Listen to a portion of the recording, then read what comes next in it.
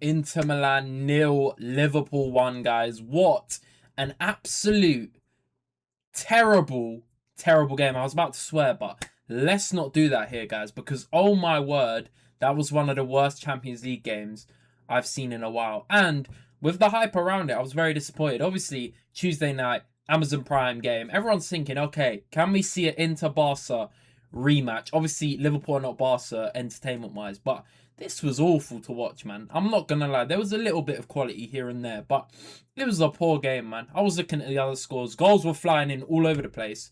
But we're gonna do a match review on this because there was one very controversial moment which sealed the game for Liverpool, guys.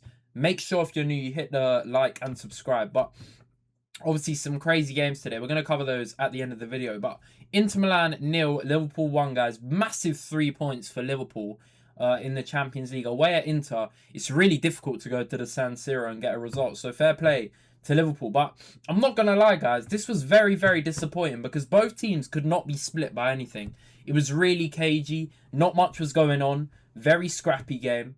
And yeah, Liverpool, I thought overall, I mean, in the first half, I thought they were not great. And in the second half, they were the better side by far, like stats wise, but they were probably the better team. But in the first half, I thought Inter were the better team by far. It was kind of a contrast of two halves, but Inter are going to be kicking themselves, man. They were poor. It feels bad wearing this lovely shirt today and then playing this dead, but is what it is. But yeah, the penalty, we'll get onto that. But yeah, it started off as a game where I thought Inter were kind of taking the game to Liverpool, as they should be as the home side. The stats are massively in their favour. Liverpool didn't really create anything in that first half, and I thought Isak was really poor this game, man. Like, I don't know how he's got a better rating than Ekitike. Ekitike wasn't great either, but both of them together, yeah, it was not the one. But when I saw the lineup, I thought, okay, Slot's finally trying something different to what we've seen. We saw it against Frankfurt when they battered them in the Champions League, but he's finally doing the diamond with two up top, which I think balance-wise worked in their favour today. This is what he should do moving forward. Do it in the Premier League. This is what you should do. Do not go back to anything else, because this right here, it was defensively solid from Liverpool, man. They kept out Lautaro quite a few times, and Thuram didn't really do anything this game. So they contained Inter, man, which is not an easy thing to do. So this is what I mean by keeping the diamond, because without this, Liverpool look all over the place. But obviously that's down to individual mistakes as well. But I thought Konate was solid today. I'm not going to lie. But yeah, obviously they had two very early injuries into, so that did not help them at all. Ekitike did actually open the scoring from a corner, but it got disallowed because there were two handballs in the build-up. I thought it was Konate. It says on here, Ekitike goal cancelled, but I'm pretty sure it was Konate who ended up heading the ball in from the corner, but it hit Ekitike and Van Dijk's hands when they jumped up for it. So it got disallowed, which I thought was fair. But apart from that, I did think Inter were the better side in that first half. They had, Inter were the better team in that first half, guys, with more shots on goal, big chances, expected goals. But the expected goals, well, it was so bad. 0.21 for Inter, 0.12 for Liverpool. So there's not much to split them, honestly. But I did think they looked like the more likely to score. Apart from that corner, Liverpool didn't really do anything going forward. And it was set up like that from the start. I mean, you've got four at the back, three in midfield with Szoboszlai kind of going up and down the pitch. Grambert and Jones kind of keeping solidarity in there with McAllister drifting around. So with the two up front, you're lacking wingers, obviously, or Inter with their wing backs. And it's quite defensive, the approach. It is quite defensive with the 4-3-1-2 formation. But yeah, Liverpool, they didn't really create much in that first half. I was very disappointed with Isak. His touches were loose. He wasn't holding up the ball. He was calling for foul. It was just not it from him, man. I don't know what's wrong with him, but it's spooky. It's spooky, spooky settings. With Liverpool, though, in that first half, what they did manage to do is keep Inter out with Lautaro. I'm pretty sure he had multiple shots in that first half, which were well blocked and well saved, because he could have easily left this game with a few goals if it wasn't for the defense of Liverpool, which I thought was really, really solid in this game. But yeah, apart from that disallowed goal, not much happened. I'm going to be honest. And in that second half, it was not much better. Really, really disappointing. I thought it was going to end 0-0. Luckily for Liverpool fans, it ended 1-0. But Wirtz came on quite early, 68th minute, with Bradley coming on. They made impact. They did make a bit of impact. They played well. They continued to play well. But Inter started dropping off a bit, man. They're like, we know they're defensive, but what the hell, man? 0 big chances, 4 shots, 0.22 XG at home is criminal, man. Liverpool completely dominated in terms of shots. 9 shots on goal, 2 big chances, and way more XG, man. It was really poor from Inter in that second half. Apart from a few half chances, it was not looking good for Inter Milan. And obviously, not much happened, guys. I'm going to be honest. I'm not trying to do this hyping thing, because this game was so bad. It was so bad to watch, man. There were little glimpses of quality when you're like, oof, that could go in, that could go in. I think it was Barella who had a sighter or two, but it just wasn't it. Mkhitaryan played quite well. I thought he was running the midfield, pushing them forward. DeMarco and Luis Enrique, I don't think they really offered anything on the wing-backs. DeMarco put in some good crosses, which Thuram, I was disappointed in Thuram though, man. I don't think he played too well. Lautaro was trying his best, but didn't end up doing much. And yeah, that was kind of it for them. They tried to make the triple sub in the 83rd minute, and nothing happened, man. But the penalty, guys, I'm sorry. I'm an Arsenal fan, and I'm not going to lie. First off, Bastoni's an idiot. I don't know why he's pulling his shirt there. Really unnecessary, but the way Wirtz dives is criminal. You would have thought he got shot. But what the hell was that? Talk about acting, man. Fair play. A-star drama right there, man. That was criminal, guys. That was awful. And the fact the referee saw it, checks VAR, and gives it is crazy. But obviously, shirt pulling, you'd probably say it was a foul. But not every shirt pull has to be a penalty, I believe, man. That's crazy, because it is nowhere near enough for Wirtz to throw himself on the floor like that. That was criminal, man. I'm not going to lie. And the way that was the way they won the game. Inter fans are going to be absolutely fuming with that. And I don't blame them, because that's criminal. That is really, really bad. But we had Arsenal. I don't remember what the penalty is for. I think it was a little controversial as well, where they beat us 1-0. So it goes both ways. But yeah, Szoboszlai, really good penalty, man. No chance of Sommer saving it. And he's the one that's taking the penalty. Salah, absolutely fuming that he couldn't have taken it. But yeah, that is a crazy situation in itself. I may do a video on that. But yeah, man, Bastoni's an idiot for doing that in the first place.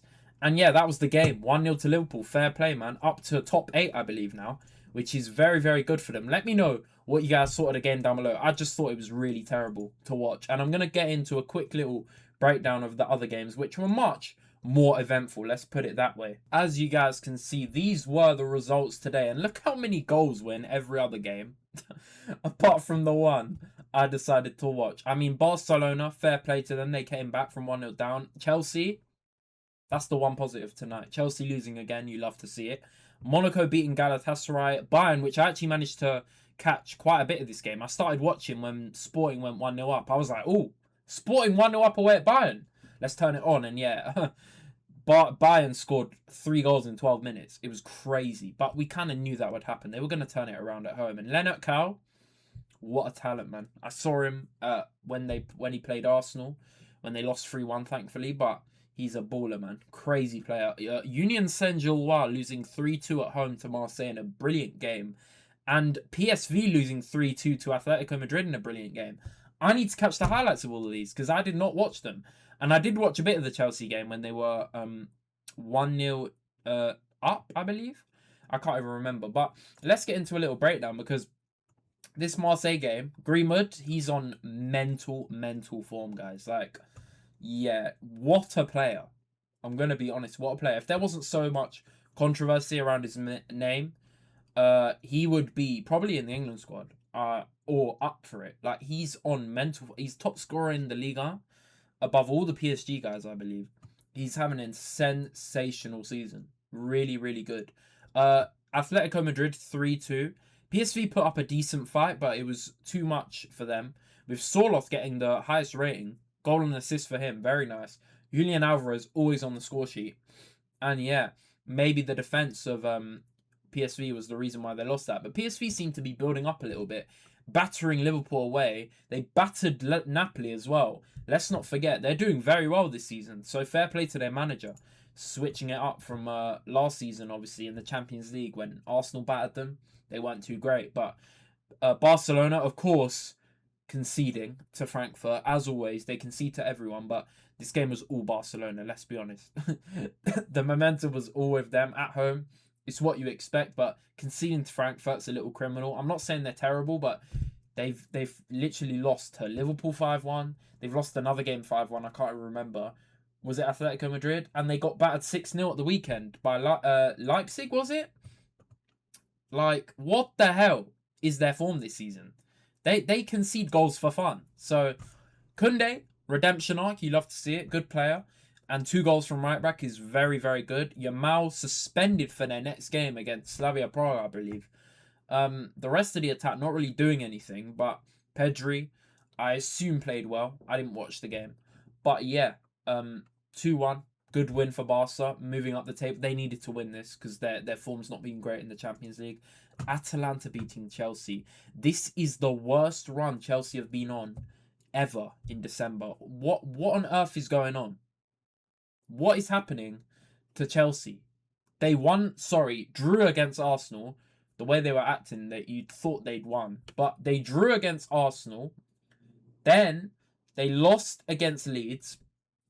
Drew against Bournemouth, and now they've lost to Atalanta. In 4 games, they've picked up 3 points, guys. That is tragic. That is awful. So Chelsea fans, rightfully so, are absolutely fuming with Maresca because from what it looked like and when I was watching bits of this game, they were in total control, man. Like, honestly, even if it was 1-1, they were the ones that should have won this game. So the fact he subbed on Fofana, Gusto and Tosin is criminal. I'm sorry. What on earth is he doing? Like, guys, is this a protest against the board? Is he saying, look at my depth and saying it's shit? Because, come on, man. Like, you've got Andre Santos, Esteval, even Mark Gu, Buonanotte, Tyreek George. You've got all these attacking outlets and you're bringing on defenders. What is he doing, guys? Can someone tell me what Maresca was cooking this game? Because, yes, you've got recent Caicedo, but then you're subbing out attackers and midfielders. No, midfielders and defenders, for more defenders. So at one point, he had 6 defenders on the pitch when it's 1-1. And when it's 2-1, I'm so baffled, guys. I don't know what he was doing, but yeah, whatever he was doing, it didn't work. So they ended up losing the game, 2-1. Thanks to Di Caletacara, who got a goal and an assist. Fair play to him. But yeah, man, even Lookman didn't even do anything this game, but they didn't need him to because they won 2-1, which is a big result for them. And Chelsea, and finally, Bayern Munich winning 3-1 at home to Sporting. Sporting's defence let them down, man. I'm not going to lie, because they were actually playing well when they were 1-0 up. It was a Kimmich own goal. I didn't watch this whole game. I started watching when they went 1-0 down because I was thinking Bayern are easily going to win, but it actually ended up being a decent performance from Sporting in that first half. They were good. They were good. The momentum was always with Bayern, but they defended well in that first half, and then the second half they just fell apart. The keeper had a game of his life though. He was saving everything, but second half, not much he could do, man. Gnabry getting on the score sheet, then Lennart Kyle, who was brilliant. What a player, by the way. Youngest ever player in the Champions League history to get 3 consecutive Champions League goals. That is crazy, man. 17. What a baller, man. What an absolute baller. And Tar finished it off. But that Gnabry goal was criminal. The defending from the set piece was awful. And Tar, yeah, 3-1, game over. But yeah, that is the end, guys. Let me know what you thought of the games today. Tomorrow, obviously, Arsenal play, sadly, at the same time as Real Madrid City. I would love to watch that game. But, of course, I'm going to watch Arsenal. I'd love to see it. Club Brugge at home. We're going to cover that. And I'm going to catch bits of the City game, of course, when the goals go in, stuff like that. So I'll be back tomorrow with some more content. But yeah, I hope you guys enjoy. If you did, hit the like, subscribe if you're new, comment down below your thoughts, and follow my socials. The link is in the description. But it's been JC Knows Ball, and I'm out. Peace out, guys. Take care.